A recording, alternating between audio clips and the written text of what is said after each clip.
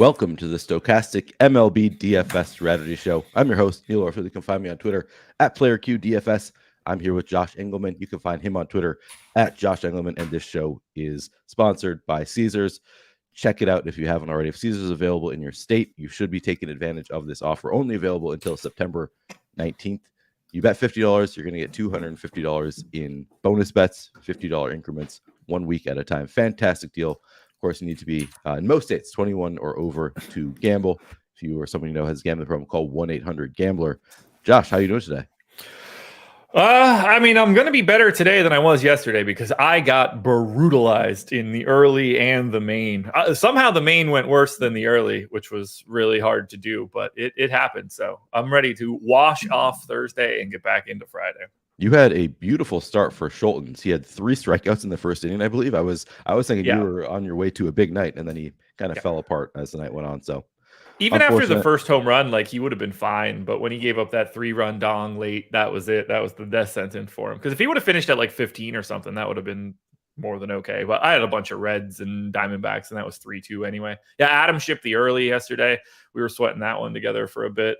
I had like 40-something Red Sox stacks yesterday. Jeez. And I lost like 60%.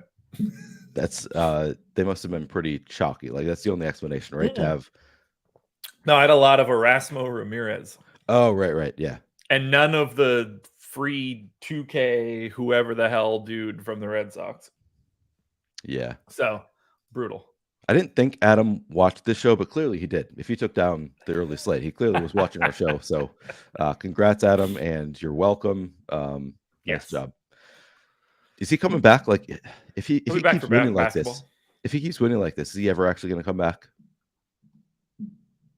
I probably shouldn't say this on the stream, but whatever. I'll never hear it. I mean, keeps winning like this. He was down big since he started his sabbatical or whatever we're calling it. So that was basically taking a bite out of a really sizable loss since he stopped for the past month.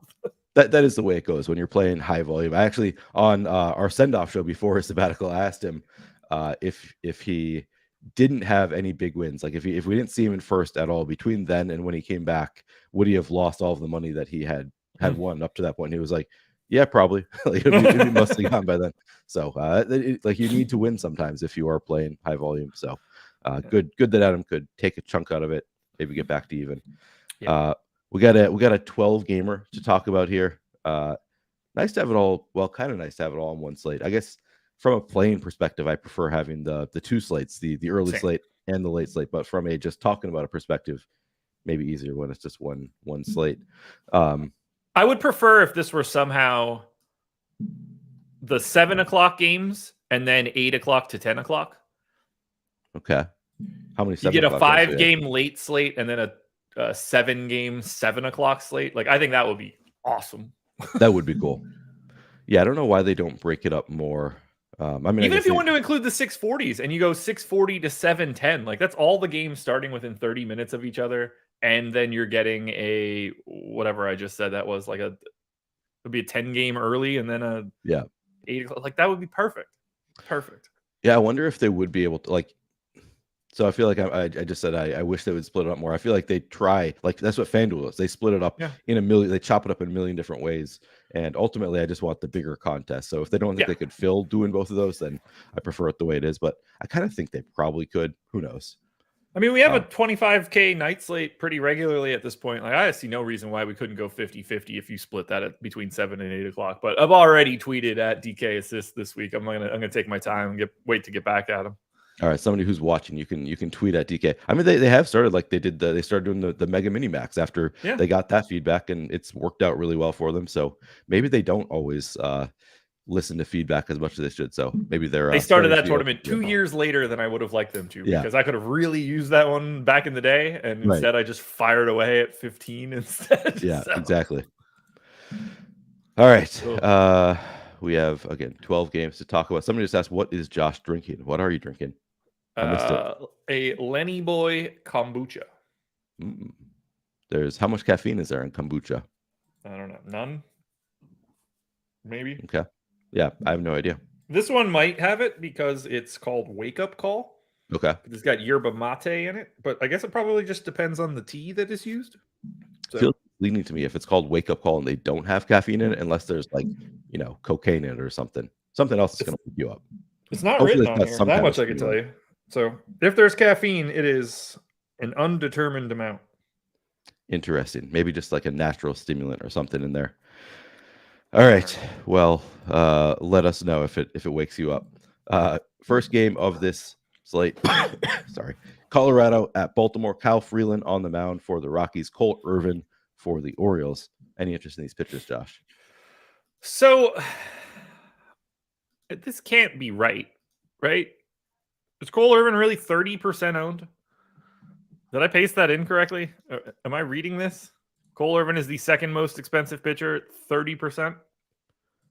Yeah, that's what we've got. He's 5,000. I mean, okay, here, sure, he's a solid enough value option against the Rockies. Outside, of course, the Rockies don't exactly have a great implied total. It certainly looks good on paper. Cole Irvin has a 16% K rate to lefties this year in a relatively small sample, and a 21% K rate to righties on a similarly relatively small sample, with a 258x ISO to righties. You guys can have him at 31%. If that ends up being, I have 5%, and that's basically like how I have him grading out. We have him 8% top two pitcher, 34% top two value. There's no chance in hell that Cole Irvin is a top two value a third of the time that you play this slate out. That's just not going to be the case. It's just not going to happen like that. You're going to get a $6,900 guy or something that goes for 30 and is just a better value by default. I have it at 4% and 29. So maybe I'm not maybe I don't think it's as crazy as it seems because I'm getting the same sort of output. Maybe he will just be that kind of value. But if he's 31% owned, I could not be less interested. I have 5%.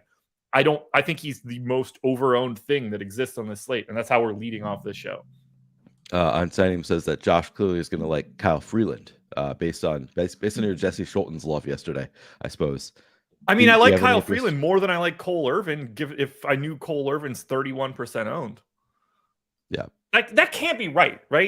Or is it? Am I crazy? I mean, it's a great matchup. It's a 12-game slate. Yeah, is he our cheapest pitcher?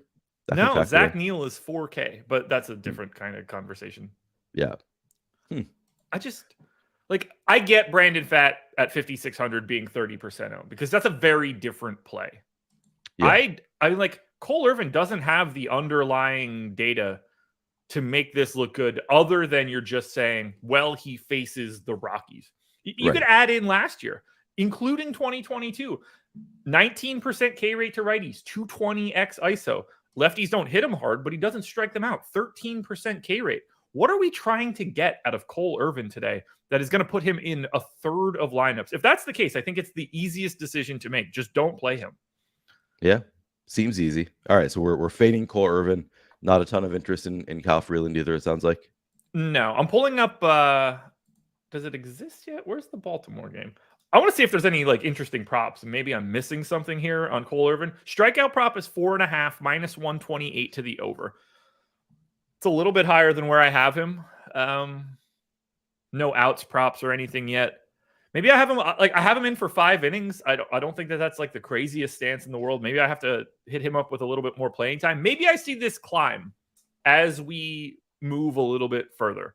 But this one just seems wildly aggressive for the size of this slate. For a second, I thought that I did, in fact, grab ownership projections for a slate that wasn't correct when I saw 31%. It's too high.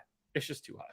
Yeah, that feels a little bit too high to me also. We'll see if the data updates as it it wouldn't shock me to see his top 2 value odds be cut in half later on. It does feel like one of those numbers that is volatile. All right. How much interest? It's the weirdest thing I saw. When I pulled that up today, I was just like, all right, well, I guess we're talking about the weirdest shit right out of the gate. Yeah. Baltimore has a over 5 run implied team total. How much interest in the bats here?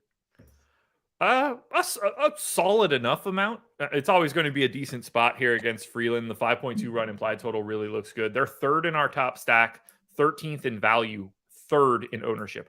I have them 5th in top stack, but oddly enough, a little bit higher than we do. So interesting dynamic there. I'm a little bit more extreme at the top end.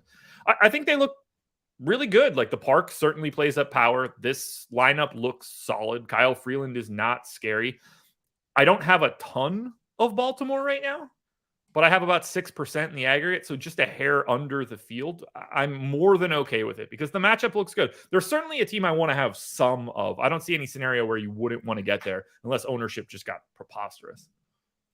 Okay. How would you rank the 4 sides of the game? You mean you don't think that I'm going to be getting to the Rockies bats at all here against Cole Irvin?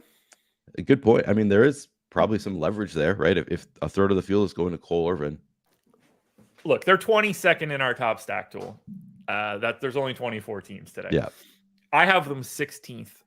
That's not exactly a rousing endorsement either. They're a decent enough value. I'm interested in the Rockies if Cole Irvin is 31% owned. I don't anticipate having a ton, but if these guys are all going to be 1 or 2%, I'm going to take my chances in this park. But let's be clear here. This is a large field GPP thing. If you're playing any sort of small field, one lineup type stuff, you're not going anywhere near Colorado. Yeah. So with that recap, let me see if I can guess it. You're most interested in Baltimore, followed by Cole Irvin still, followed by Colorado, followed by Freeland. Yeah, I think that's it. Like Irvin obviously is a really nice point per dollar play, but his ownership to me is problematic in large field if he's going to be in like 4,000 to 15,000 lineups. Yeah. All right. Second game on the slate, Chicago at Pittsburgh. Kyle Hendricks on the mound for the Cubs, Mitch Keller for the Pirates. What's your level of interest in these pitchers? Minimal at best. We have 3% ownership coming into Keller. We have 1% ownership coming into Kyle Hendricks. Now that should not be shocking to you. It takes a lot for Kyle Hendricks to show up as something viable, especially on like a 12-game slate. And 7,200 isn't going to cut it. If you're getting to something here, it is likely going to be Mitch Keller. The problem there is just he's 8,800. He's not like a crazy strikeout guy or anything. 22% K rate to lefties, 23.5 to righties. Doesn't really get touched up or anything. Like he's in a really good spot to be the starting pitcher for the Pirates today, but I don't know how much that correlates to being ultra successful in DFS. So I don't really think that anybody's going to be prioritizing either one of these guys. Okay. What about the bats here? I've got a little bit of the Pirates, oddly enough. I think Kyle Hendricks is certainly a tad hittable. 206 x ISO to lefties over the past 2 seasons.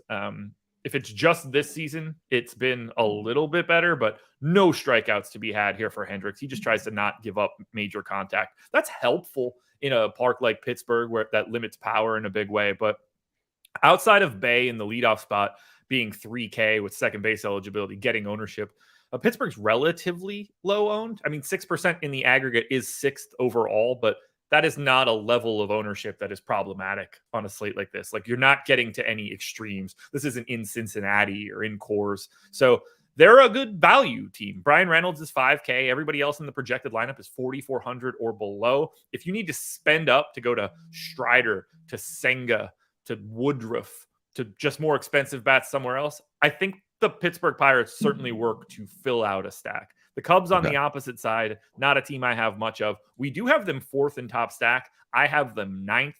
I don't really want to target against Mitch Keller. He doesn't get blown up. This park limits that to a degree from a power perspective. So I don't find the Cubs as interesting as like our top stack tool does, but 11th in ownership seems about right. It's just not that kind of game for me. Okay. How would you rank the 4 sides of the game? I guess Pirates bats, Cubs. Pirates bats, Keller, Cubs bats, Hendricks. Okay. Third game on the slate, St. Louis at Philadelphia. Miles Michaelis on the mound for the Cardinals. Christopher Sanchez for the Phillies. What is your level of interest? Oh, this game. Okay. So Sanchez, not a guy that you're going to be getting to. 7,700, not owned and probably shouldn't be. Miles Michaelis on the opposite side here in Philly. 6,300, 1% owned. Not a guy that you should be getting to. This is not the game or matchup or park or anything that you should be looking to pitching. It's not a Sanchez day. It's not a Michaelis day. What about the bats? I thought I'd have a little bit more here than I do, but I'm basically neutral to the field. I've just sort of flip-flopped it. We have the Phillies 6th in top stack. I'm a little bit more optimistic about Philly. This park really does play up power. And luckily for Philly, Miles Michaelis, 198 x ISO to lefties this season, 166 to righties. Doesn't strike anybody out, but Schwarber, Harper, Marsh, Cave, like there's enough power from the left side that I think really looks nice here against Michaelis. That said, am I going to have a ton of Philadelphia? Probably not. They are pretty costly at the top or even working your way down. If Real Muto is hitting 7th the way that he is projected, that's a $5,100 catcher in the 7 hole. Not enough plate appearances for me to be really excited about getting to him there. But I really do like that Schwarber-Harper combo. They're 10th in ownership, 5% in the aggregate. I have 6%. So I'm a little bit over for the Phillies, a little bit under on the Cardinals. They're much more cost effective than Philadelphia. 6th in our top value metric. Goldschmidt and Arenado are in the mid 5Ks, but everybody else is ultra cheap. I don't mind getting to St. Louis. I understand why they're getting the ownership. It's not as if you're like super worried about Christopher Sanchez. Righties have touched him up so far this season. He's thrown 784 pitches to righties, 190 x ISO, only a 21% strikeout rate. So if the Cardinals are running out 9 righties, which is in the projected lineup against the lefty and Sanchez, he could be in for a long night from a power perspective. They have 5 guys in their projected lineup with steamer projections of ISO north of 200. O'Neill, Goldschmidt, Arenado, Wilson Contreras, and Luken Baker, all over 200 ISOs as righty hitters against a lefty that is really struggling to keep that ball in the yard. I think we could see a lot of pop from the Cardinals, but I don't love them as a full stack. Picking and choosing, I think you're going to see 1 or 2 home runs. All right. How would you rank the 4 sides of the game? Cardinals bats, Phillies bats, Michaelis, Sanchez, but they're the same. You just don't play either one of them. Okay, so you want the bats, not the pitchers. Correct. Essentially. Okay. Correct. All right. Made it through our first 3 games. I just put into chat. I just pinned it to the top of chat. Our deal with Caesars again. I mentioned it at the top of the show, but you bet $50, you can get $250 in bonus bets. That's a great deal. A lot of places you're gonna, they match whatever your deposit is. In this case, you're betting $50, getting $250, 5xing what you're putting in. Fantastic deal. Again, it comes in $50 increments. If you or somebody who has a gambling problem, call or text 1-800-GAMBLER. And you need to be 21 plus to play in most states. But again, if you haven't checked out Caesars and it is available in your state, sadly, I can't take advantage of this offer. Josh can't take advantage of this offer yet. We're both hoping to have sports betting in our states soon. Not there yet, but a lot of you can take advantage of these things, and you should really do so while it's still going on. This one is only going to be available until September 19th. All right. 4th game on the slate, Cleveland at Toronto. Tanner Bybee on the mound for the Guardians, Chris Bassett for the Blue Jays. What's your level of interest in these pitchers, Josh? Not much. 6% ownership coming into Bassett. I think he should be about 8% owned. He's 8K in a matchup against Guardians team that just doesn't really strike out. So there's, to me, not a lot of upside in Bassett. He's a solid enough pitcher, but he looks a lot like Mitch Keller today, where he's good, but he's not DFS good. Sure. So at least not for today. So that slows me down quite a bit on wanting to get to Bassett. He's also had some real power issues this season, which could become a little bit of an issue. 229 x ISO to lefties, has thrown 1,200 pitches too. So keep an eye out on, Jose Ramirez for sure. Not a lot of other power in this Cleveland lineup. On the opposite end of this one, Tanner Bybee does not get hit up all that hard. 23% K rate. Decent enough spot, clearly a lot of power in this Toronto lineup, but they don't strike out a lot either. Lots of projected strikeout rates in the teens. So he's not pulling any ownership at 8,300. I don't really think he should. Both guys are good, which limits aggressive interest in the bats for me, but I don't think that either one of them are DFS priorities. Okay. How about the bats in this game? Yeah, we've got the Blue Jays 16th in ownership, 13th in top stack. I have them 7th. I tend to get to Toronto a little bit more than we do. It's a power thing somehow. That said, I barely have them 3% aggregate ownership. Most I have of anybody is Bo Bichette at 7%. basically only because he's a shortstop. On the opposite side for Cleveland, these guys are not likely to be a top stack. 16th, in fact, just under 3%, but they're free. Third in top value. I have them second. 5,400 for Jose Ramirez. Next most expensive guy in the projected lineup is $3,900 Andres Jimenez. So to get to Cleveland, you are going to save quite a bit of money in any sort of stack. I like that idea to a degree just because of the power that Chris Bassett gives up to lefties. I just don't think the Guardians are the team to capitalize on that enough. And this park, 87 park factor to lefty power, that might save Bassett a bit. So I understand the path of trying to get to Cleveland, especially for their price. I just don't think they're going to be able to actualize it enough today. How would you rank the four sides of the game? Man, it's really equal across the board. I guess Guardians bats, just because they're so cheap and they have Jose Ramirez, might be one. Either pitcher, probably like Guardians bats, Baby, Bassett, Blue Jays. But I don't know.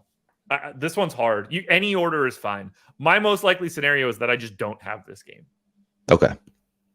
Vic David Figueroa says, Neil, hope you're feeling better. You sound like a robot. Yeah, I was shocked that nobody had mentioned my voice yet. In my head, I feel so like I cannot do anything. Like my voice is just so flat right now. I'm in Josh and I talked about this before the show. Jeremy says, thought he just didn't like Josh. No, I'm very appreciative of having Josh here because it would be rough for me to get through the show. Josh told me he's got me covered. He's going to just do most of the talking on this one. So I'm just queuing Josh up because my voice is in kind of rough shape. I don't know if I'm sick or if I have allergies. Like my wife has been sick for weeks. So like I think there's a good chance that I just got what she has had.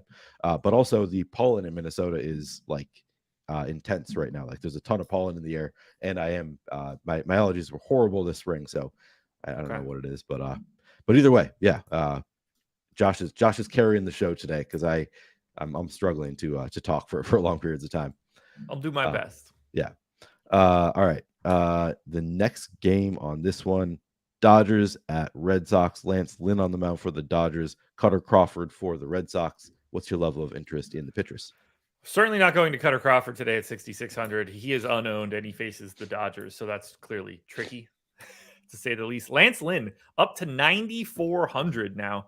1% owned, not ideal. I don't really see how you go to Lance Lynn in this spot either. Given the projected run totals for the Red Sox, I think you just have to stay completely away from pitching. Okay. What about the bats? Okay, well, we got a lot to talk about for this one. So buckle up, folks. Start here. They have some weather issues. If you're paying attention to any game today, right now you're paying attention to Boston and LA. May have some rain. So pay attention to that for 6 o'clock tonight. I'm not paying attention to it right now because I'm not trying to be a weatherman, 12 hours in advance or whatever. I have all of this game.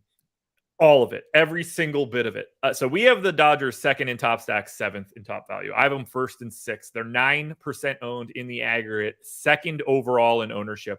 I'm 2xing the field on the Dodgers right now. I have 32 stacks of LA. To me, this is a fantastic team to get to because they're the Dodgers. And the top of this order is ultra talented.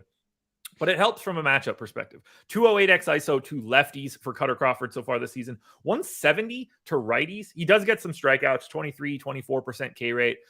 Not a great strikeout matchup against the Dodgers. 5 of the top 6 guys in the projected order all strike out less than 20% of the time. So love getting to the Dodgers. Betts, Freeman, Smith, Muncy. Those first 4 guys need no introduction for this.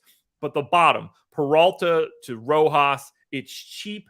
It allows you to be able to get to the Dodgers. Let's not forget, this is like the 7th best value stack, and it's the Dodgers. They've just got a lot of cheap outfielders. Michael Busch potentially, Miguel Rojas at 2,500 for third, 2,700 for short.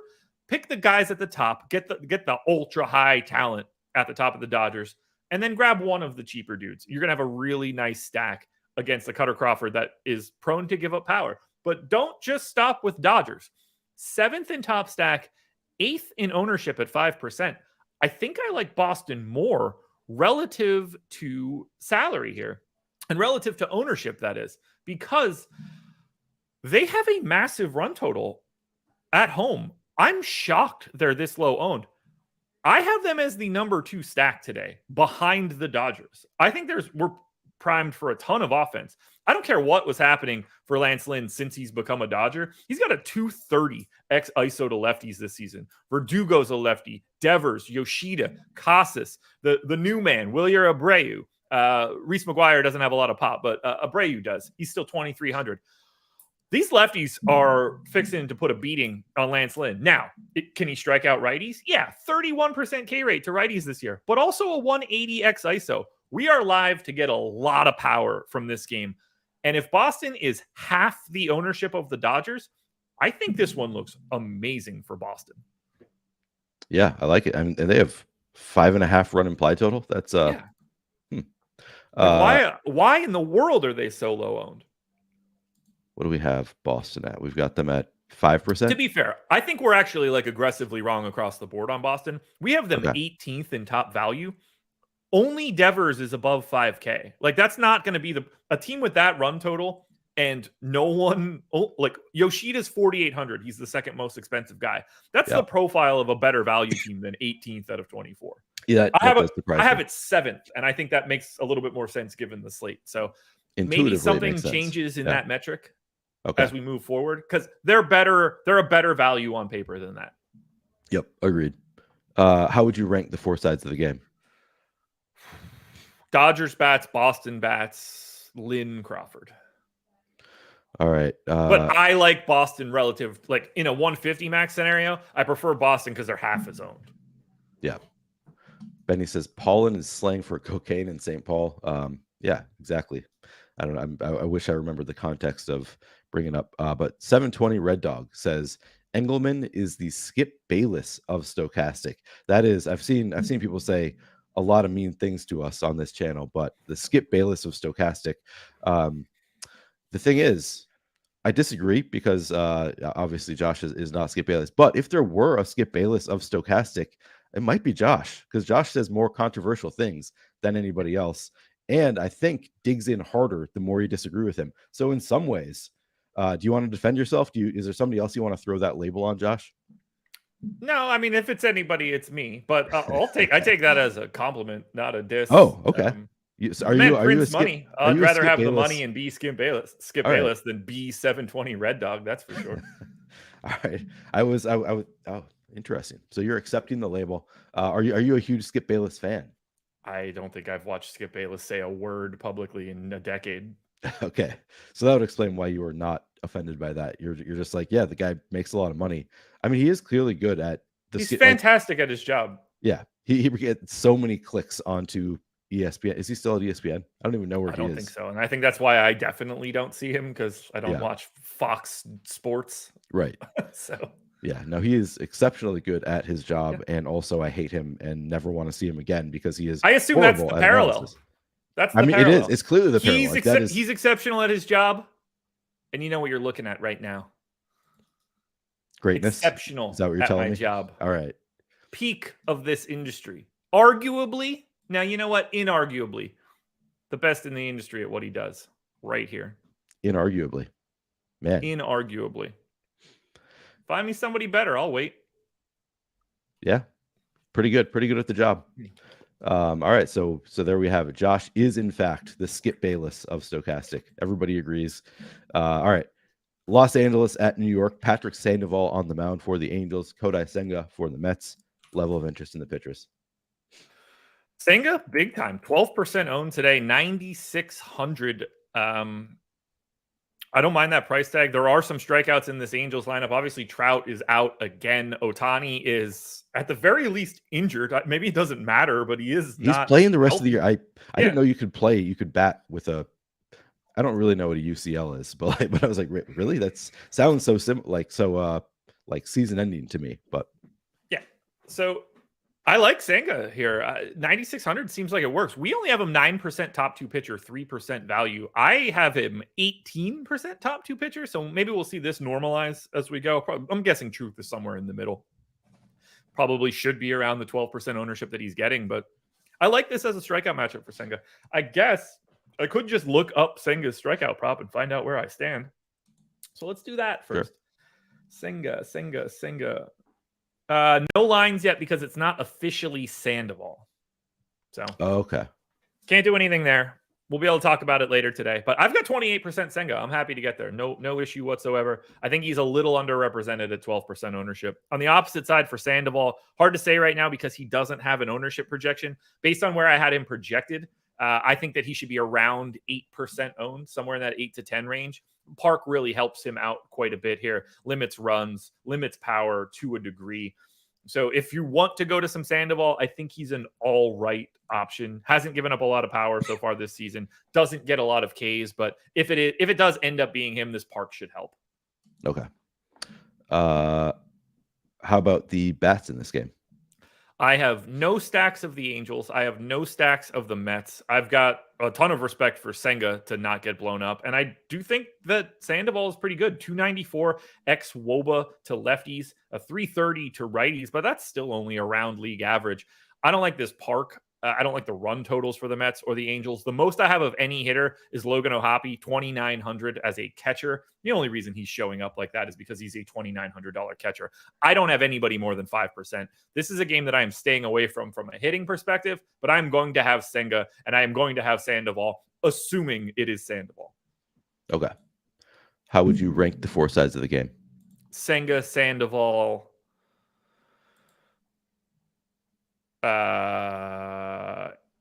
Mets and Angels are the same. Like, here's how, because Sandoval, this is how I know everything's been wrong for most of what we've been saying. Because Sandoval is not set as the starter, we have the Angels number one in top stack, number one in top value. I shouldn't have to explain why that's preposterous. Right. Okay. So we do that. All right. Next game, Oakland at Chicago. Zach Neal on the mound for the A's. Dylan Cease for the White Sox. Level of interest in the pitchers. Lots of interest in Dylan Cease. I think he's the best option today relative to salary. He's 8,900 taking on one of the worst offenses in baseball, if not the worst, a team that has massive strikeout potential. We saw my boy Schultens go strikeout to start against the guys that I said had massive strikeout rates. That part worked, at least. He was getting the things I needed. Yeah. Dylan Cease, a much better real-life pitcher than Jesse Schultens. And for 8,900, this is the guy to get to. We only have him 16% top two pitcher. I got it at 22. I have 44% Cease. This is the guy I want the most of. He is my most exposed pitcher. Zach Neal is not the guy that I want. Okay, makes sense. What about the bats?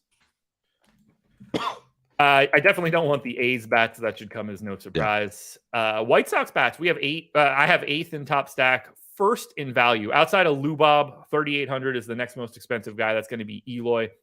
They are 10% owned. That's number one on the slate. I have 7%. So I'm going to be around the field here for the White Sox. I don't want to get too much, but they are an excellent team to fill out with to save salary.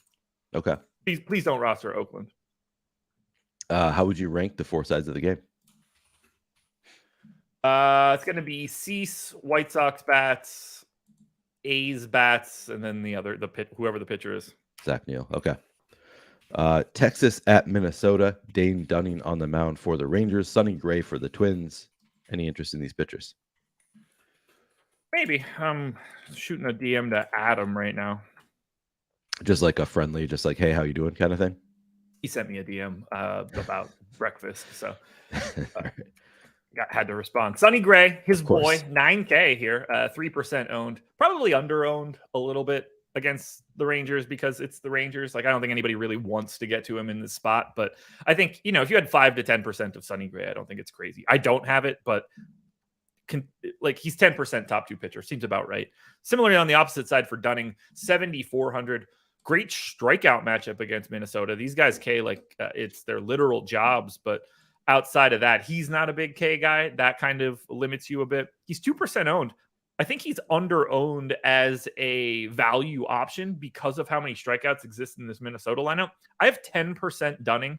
I'm okay with that. I don't want a lot more, but he is a guy that you should put on the list of guys that are available as functional options. 5.5K prop in the market today. It is minus 142 to the under. I got him projected for 5 strikeouts, so that makes me feel pretty good. Okay. How much interest in the bats here? Not a ton. I have the Twins as 15th in top stack. I've got the Rangers 11th. I think you could pick off a couple individual bats depending on which way you want to go. Like for the Rangers, for example, like if you want to go to Semien or Seager, like low, if you want to try to buy one of those top end power bats, I get it. But Sonny Gray doesn't exactly get bombed. So I don't like, I have 3% Mitch Garver. That's the most I have of the Rangers. On the opposite side, Dane Dunning hasn't exactly gotten smacked around either. So I don't really love the Twins bats either. I have 2% Carlos Correa. That's the most I have of anything. The most exposure I have to anybody is 10% Dane Dunning. This is mostly a game I don't want. Okay. With that said, how would you rank the 4 sides?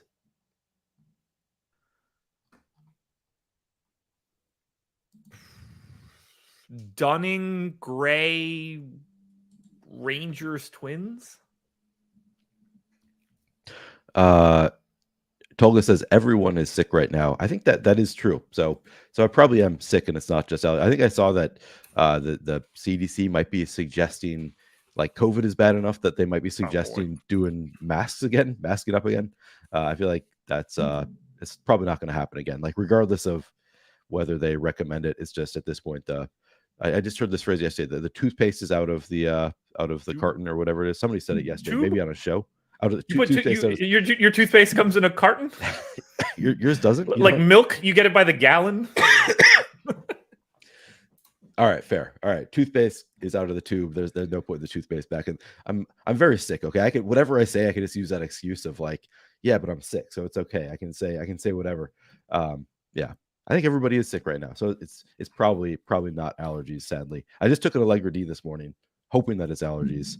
Do you have a go-to allergy medication? I do not take it, so no. Okay.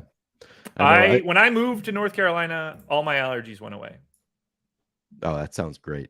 I think I had them bad. Like if my dad cut the grass and I was in the house, my eyes would start to swell shut. I had like really, really bad pollen allergies and cut grass allergies when I was a kid. Trees and stuff would just wreck me. It was not fun. I moved to North Carolina and it all went away. So like whatever strain of pollen exists in Eastern Pennsylvania, the salty air of the coast of North Carolina just doesn't have it. I'm great. I cut my grass for a decade down here until we got like lawn people. If I would have tried to cut, I would have been in the hospital if I tried to cut grass in Pennsylvania. Huh. I don't think of myself as having allergies as a kid. Like I don't remember having allergies growing up. I keep on thinking that it's a new thing, but then my first memory of having allergies is actually spring break in Florida in college. So like my junior year of college, we went down to Florida and I got there and my allergies were just kicking my ass. And I ended up getting some Claritin D, and that worked really well for me. But I think it builds up in your system kind of thing. I don't know. It's still sort of a mystery to me how to solve the allergies issue. I don't think that was allergies that you got on spring break in Florida. That was herpes. You needed Valtrex, not Claritin. Yeah, that could have been, but it worked. Whatever it was that I had, it worked. All right. Benny says -260. Neil got laid on that trip to Florida. No, I had a girlfriend all 4 years of college. This is how dumb I was as a kid. I had the same girlfriend, my high school girlfriend, all 4 years of college, and then we broke up immediately after college. So just like missed out on the single guy college experience. Did she go to college with you at least? No, it was a long distance thing. I mean, she was 2.5 hours away. I hope you cheated. Never cheated. Yeah, should I mean, in retrospect, one of my the things I was known for among my friends in college was all the 100 different ways that I got to my girlfriend. So she went to school in Connecticut. I was in Massachusetts, and it was like I ran on the track team. I went to a track meet and ended up taking a ride from one of the vans on the opposing track teams. Like drove me down to my girlfriend. Like, there were a million different ways that I got to her. So long distance, but yeah. But for the best that we broke up, but should have been a little bit sooner. All right. Where are we? San Diego, Milwaukee. Have you told me about these pitchers yet? Man, she couldn't even send you like fun pictures on a cell phone or anything. You were getting those like What did she send you, like a painting of we herself? we did have cell phones, for the record, when I was in college. Only 2 years before Josh. I still have a Boston phone She commissioned a painting and mailed it to you. That's right. Via horse. Which game are we on? We are on the San Diego-Milwaukee game. Alrighty. Brandon Woodruff here going for Milwaukee. Low run total in this game. Yu Darvish going for the Padres. This is a pitching matchup, clearly. Woodruff is 10,400. That is a massive price tag today against a San Diego team that is clearly talented and does not strike out all that frequently. If anybody's going to make them strike out, it's going to be Woodruff. 31% K rate to lefties this season, 25 to righties. I got him projected for 5.8 Ks. Might as well go ahead and look that bad boy up right now. Find out if I'm right. Woodruff. Line is set at 6.5, minus 136 to the under. I feel pretty good about 5.8. 14. I have a 12% chance of being a top 2 pitcher. I don't have much here. I find him kind of difficult to get to at that salary. I certainly prefer Senga saving the $800 and not having to face the Padres. And I will, while I don't have a ton of him, I will prefer Spencer Strider pitching in San Francisco to Brandon Woodruff. So I think he's kind of in no man's land. Not a guy that I'm trying to get to a lot. On the opposite side for Darvish, 8,500. I think Darvish is just as good of a play independent of salary to Brandon Woodruff because he gets to face the Milwaukee Brewers and not the San Diego Padres. So that stands out at least a little bit to me. If you look at Darvish, has had some power issues against lefties this season, but they're unlucky power issues. 180 regular ISO, 122 X ISO. That's a sizable gap. So he hasn't really gotten touched up all that much. 25% K rate for Darvish. His prop is set at 5.5. Minus 150 to the over. I have him at 5.5. So maybe I'm underrepresenting Darvish here against the Brewers. He's 10% owned and he should be. I think Darvish relative to salary, the guy that you should be getting to if you're looking for a pitcher here. If you want to pay up, I don't think Woodruff is the guy, but I wouldn't talk anybody out of him because he's obviously talented. What about the bats? I have 0 of these teams in any sort of real form of 1% of the Brewers. I have them 19th in top stack. I mean, even the Padres at best 13th in top stack against Woodruff. Is there some value to just taking like a talented team against a pitcher like this? If Woodruff were getting more ownership or even Darvish getting more ownership, I think you could start to look a little bit more at the Brewers or the Padres. But for this, you're not really getting any sort of benefit by attacking the talent. So this is a game that I just want to stay quiet. All right. How would you rank the 4 sides? Darvish, Woodruff, Padres, Brewers. AJ Love Music says for the Angels, it says Anderson on DraftKings. So yeah, we'll have to keep an eye on who's actually pitching there for the Angels. Yeah, well, I don't care what DraftKings says, so that is a decent step in the right direction. Yeah, I promise you they'll tell us before the game starts. Yeah, so we'll know before the game, but yeah, it's a little bit hard to analyze right now because we just don't know for sure who's pitching. FanGraphs has Tyler Anderson on there now too. Okay. That was not there earlier today. Because I look through everything before I build out in the morning. Still TBD on MLB.com, which doesn't really surprise me. Didn't Tyler Anderson pitch relatively recently? The 19th. Okay, so he could go today. No, he pitched. Tyler Anderson pitched 2 days ago, so it's not Tyler Anderson. Oh. Yeah. Keep your eye on it. I think we can't really analyze it because we don't really know yet. Oh no, you're done after this. I don't know who's on MLB tonight because I'm on NFL. Must be I don't know. Oh, maybe Greg is, but maybe Greg and Eric. I think this might be the day that Greg returns from his birthday vacation. All right. It would if it's Tyler Anderson, he's throwing an inning. Right. All right. So yeah, watch live before lock. They'll have that information by then.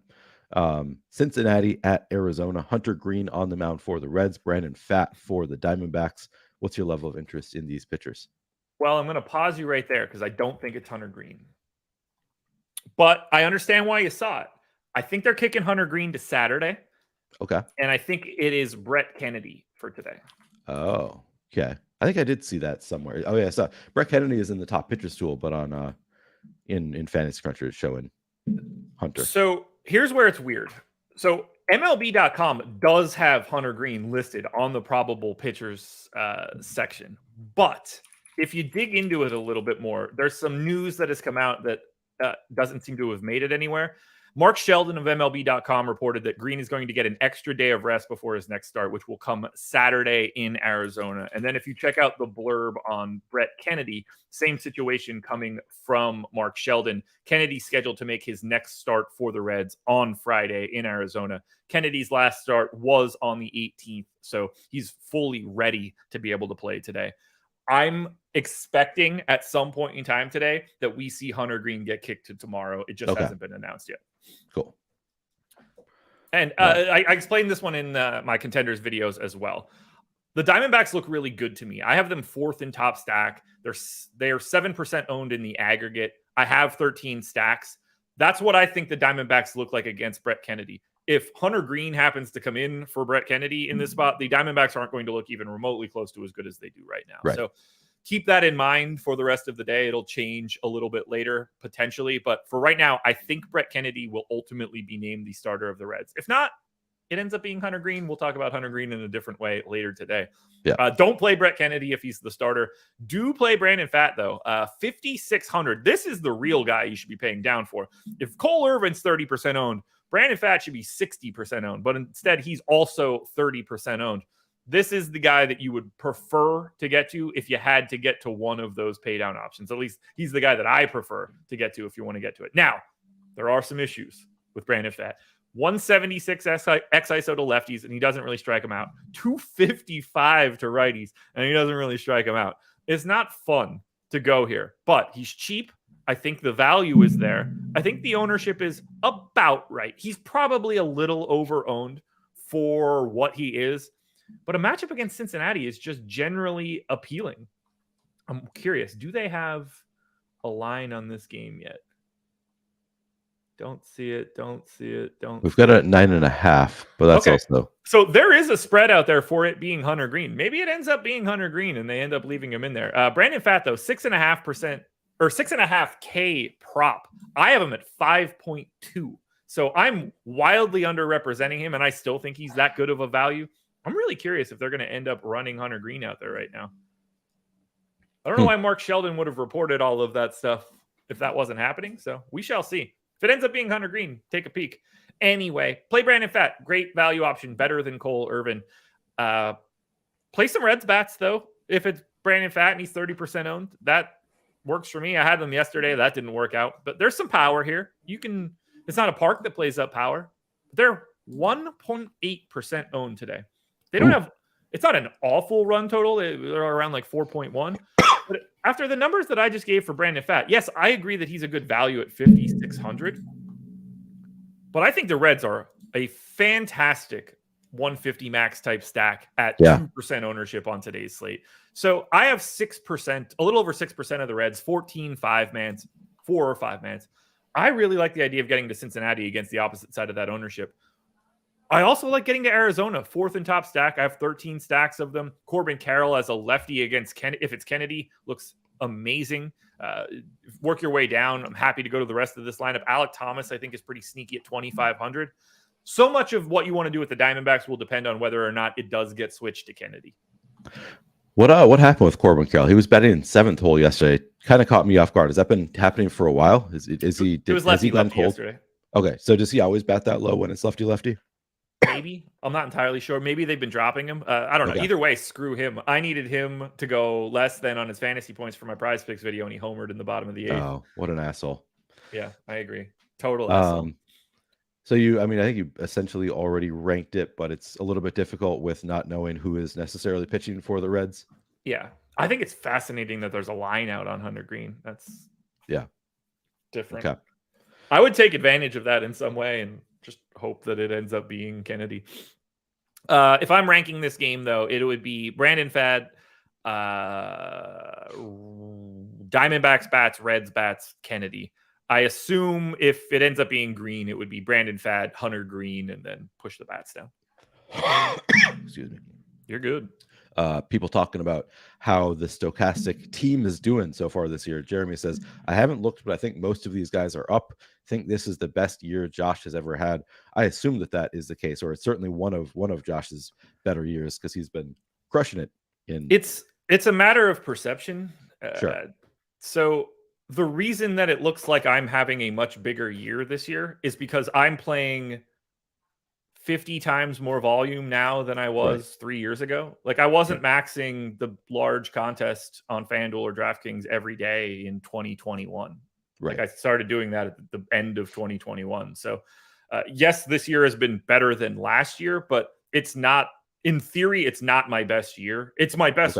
Like, I have more overall full dollars coming in, but I had a lot of success from 2015 to 2019. It just didn't show up as much because I didn't play, like, I'd play $200 a day, not so $2,500 at a minimum. So higher profit, lower ROI, essentially.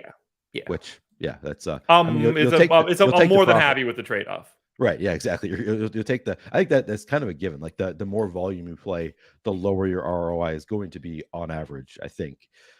Maybe that's just been my experience, but it also intuitively, I think, makes sense to me that you're generally, like, Alex posted at one point his ROI, Alex, who has made more money than just about anybody in the industry, and it was like 5% lifetime, because he's playing such incredible volume that, like, you're just not going to maintain a 20% ROI when you're playing huge volume and in higher dollar stuff. So yeah, I'll take that trade-off all day. Give me just the raw profits for my best years.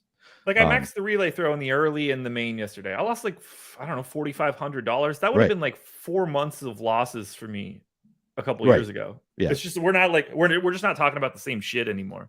Yeah. It's a different game when you're playing huge volume. Look, like, baseball's always been my best sport in DFS. Oh, really? I've been smashing it since I started at Stochastic, but it would be like, oh, I won the quarter when it was still a 150 max thing. Like, I would win that. Well, like, nobody gives a shit. It falls by the wayside. Doesn't rank anywhere. You'll never see that shit on, like, Roto Grinders standings or anything. Right. So it never landed. Like, I shipped 2019 baseball season. I hate it so much. If I wouldn't have been on MLB Live before lock, I would have played the main and shipped it. I had the highest score of any single lineup that existed on FanDuel that day, and all it did was ship the quarter for like $1,000 or something. Yeah, I do worry about that sometimes, because particularly when I'm on Live Before Lock, I play lower volume, lower dollar amount. Like, I've started playing just the mini max essentially, and part of me is like, man, am I going to really regret this if it would have won the other contest? But what are you going to do? It's also. When I've entered the mini max, I've just put in like lineups 151 through 300. Yeah. And if it wins, it's just like, okay, cool. I would have never played that lineup anyway. Yeah, that's a good point. I can get away from it in my mind with that regard. I mean, don't get me wrong. Look, if anybody wants to know it, these are stupid numbers. 29% ROI so far this MLB season. Love it. Yeah, that's pretty solid. Yeah, I've had one MLB season like that where I had just incredible ROI.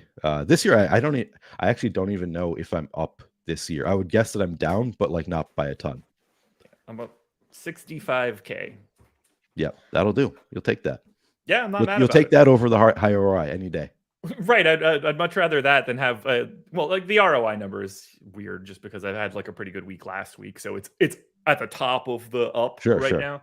Yeah. But yeah, like if that profit was $6,000, no one would know that any of the victories had happened at this point in time. If these were all just like the next step down content, if it was just 2 mini max wins or whatever this season, that's what it would look like. And it just wouldn't feel the same, but you can see it now. Like I was never ranked. I mean, I was like a welterweight on Roto Grinders for the longest time. Now I'm 58th in the month, a heavyweight, top 400. Like I'm just playing now. I'm actually playing DFS to play. Well, you're heavyweight, isn't what is the metrics for heavyweight? Is that over $50 on average? Or am I 20 to 49.99? Okay, so you are playing more high stakes than I realized. If that's your average entry, yeah. Or you're just playing so you're not playing the mini max. Like once or twice a week, I'll throw in an extra. It depends on what the slate's looking like. Like if I'm playing earlies and stuff, then I'm not adding on the mini max. Sometimes I just forget to click it because I forget that it exists. In my mind, it's still the $1 mini max, and then I don't give a shit. I should be firing away at all of that kind of stuff, but I do not do that. Let's see, what is my average? Like 20. Yeah, so like I'm barely into the heavyweight rankings. I'm at the $24 average buy-in just because of how much not high-end buy-ins are still in that equation. Right. Interesting.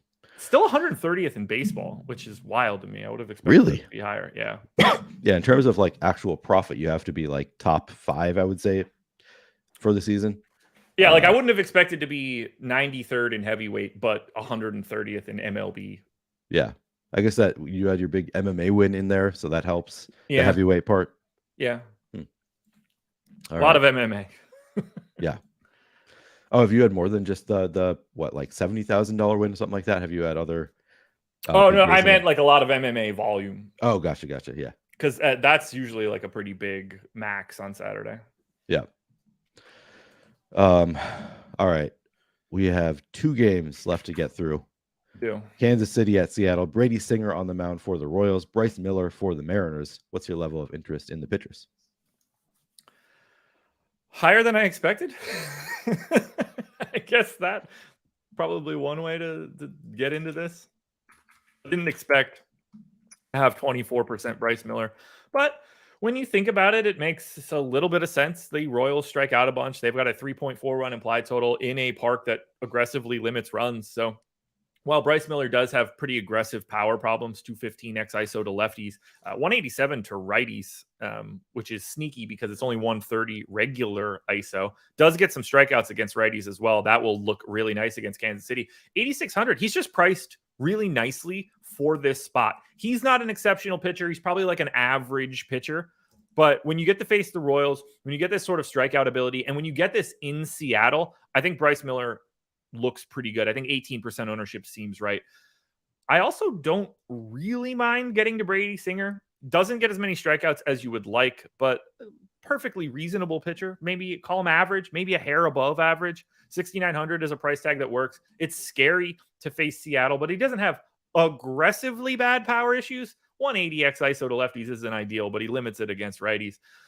The park really helps, though. Maybe it's not a great, like it's neutral for power, but it's still 80. That 86 park factor for runs. You just don't expect a lot of scoring. It's still only a 4.6 run implied total for Seattle. So 4% ownership for Singer. I have 10. It's not a big stand. Bryce Miller is the guy you want here if you're looking for pitching.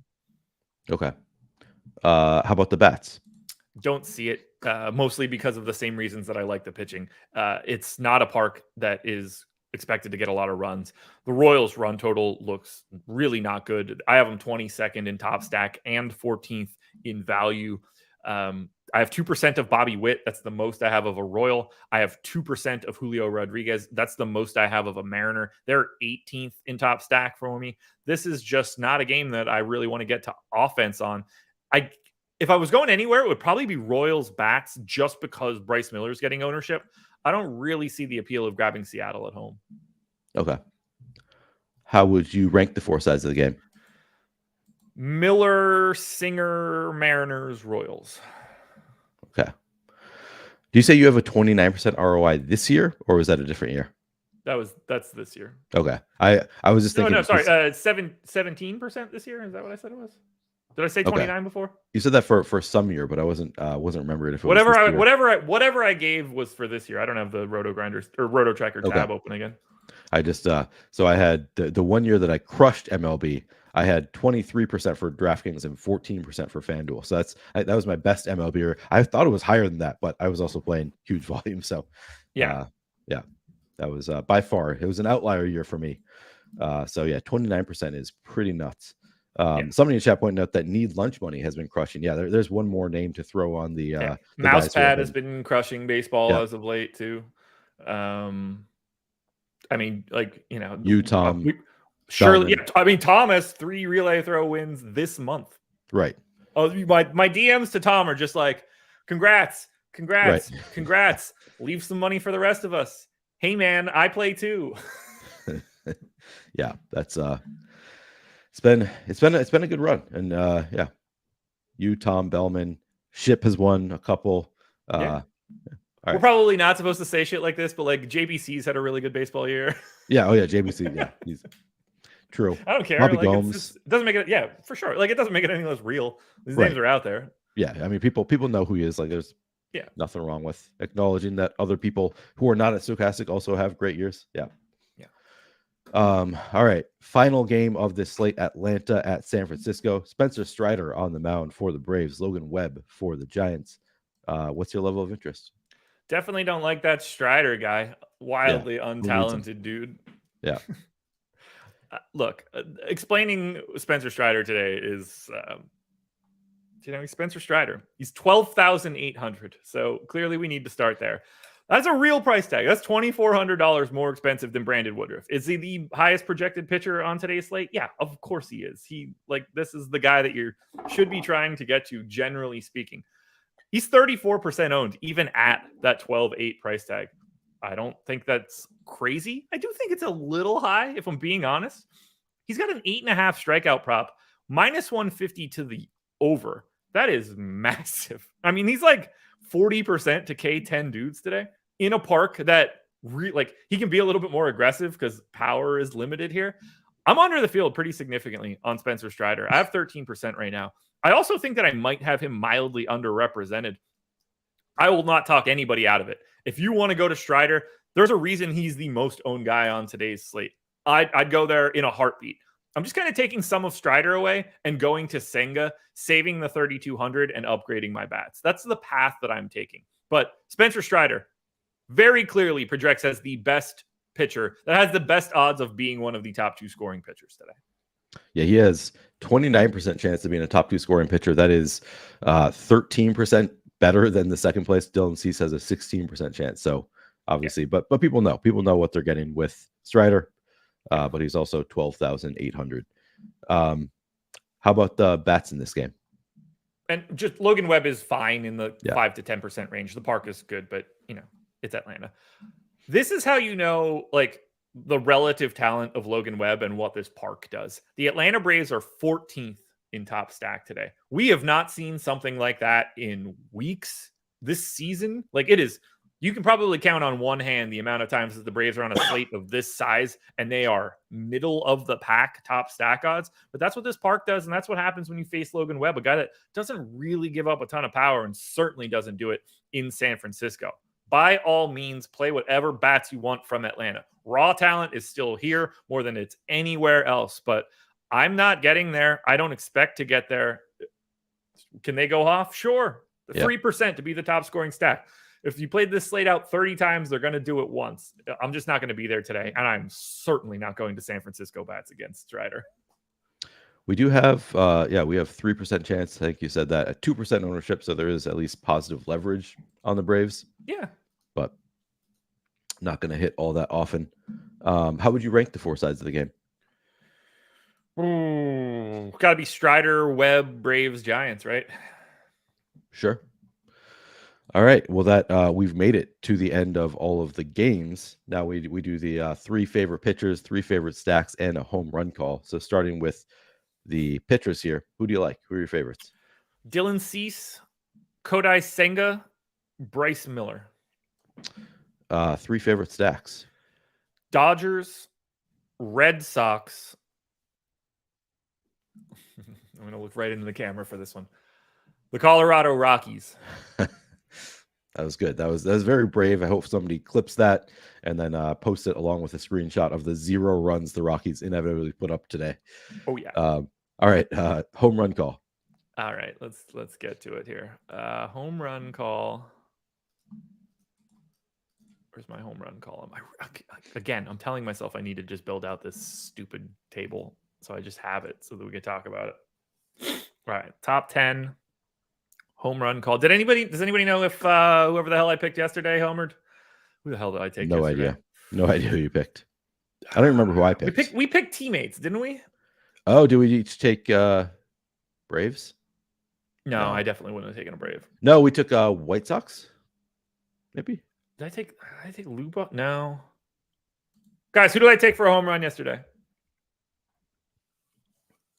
We did. I'm pretty sure we did take teammates. I don't remember who they were, though. Somebody will remember. Chat's better at this. Okay. I'm looking at my top 10. Ooh, that's not a name I would have expected to see there. Or there. Jesus. Give me Rooker and Brown. Okay, one of those guys homered. Yeah. No one's taking this one, but I'm going this direction. Give me Rowdy Tellez. Rowdy Tellez. All right. We have Rowdy Tellez. Where is he? Well, I don't know if this is updated. Our top batters tool. I am not quickly finding Rowdy Tellez. I guess I could put in the team.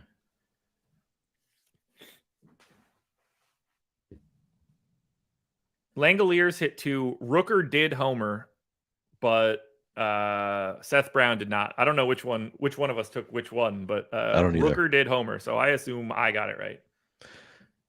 Yeah, I don't remember. I wish I could dispute this. If somebody in chat remembers, and it was me who got it right, then you should tell us. If it was Josh, you don't need to clarify.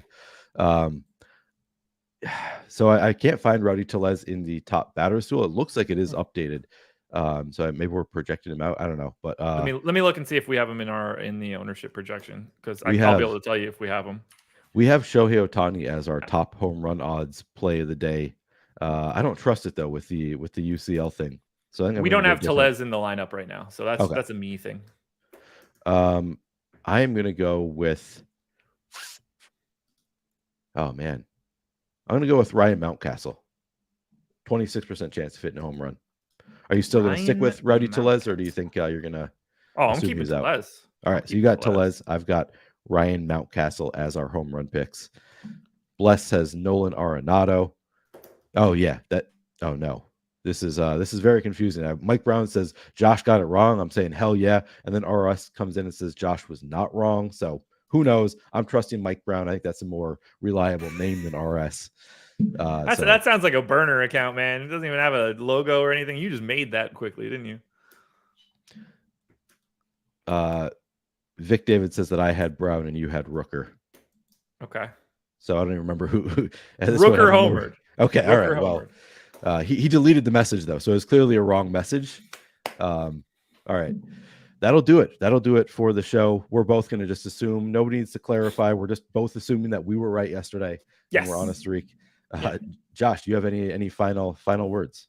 Nah, man. Enjoy the slate. Gonna be fun. I'm done till Sunday. I'll have contenders videos and prize picks out on Sunday. You won't see me on a live show until Monday, so don't message me. Leave me alone. Nice. Well, enjoy your time off. Enjoy your nap. I will be back for NFL Live Before Lock with Gujeski later today. I'll be doing my my MLB lineup generator video this afternoon as well. People have been having some success with it. I saw somebody in chat, and I meant to read it and then I forgot, but somebody in chat was talking about how much success they have had using the lineup generator specifically for slates this size, like very large slates. So yeah, if you haven't checked it out, this is the right slate to check that out. I'll be doing a VOD on it later, but thank you guys very much for watching. Give us a like if you have not already done so. I always don't ask as much as I should during the show, but please do give us a like if you haven't already done so, and good luck today.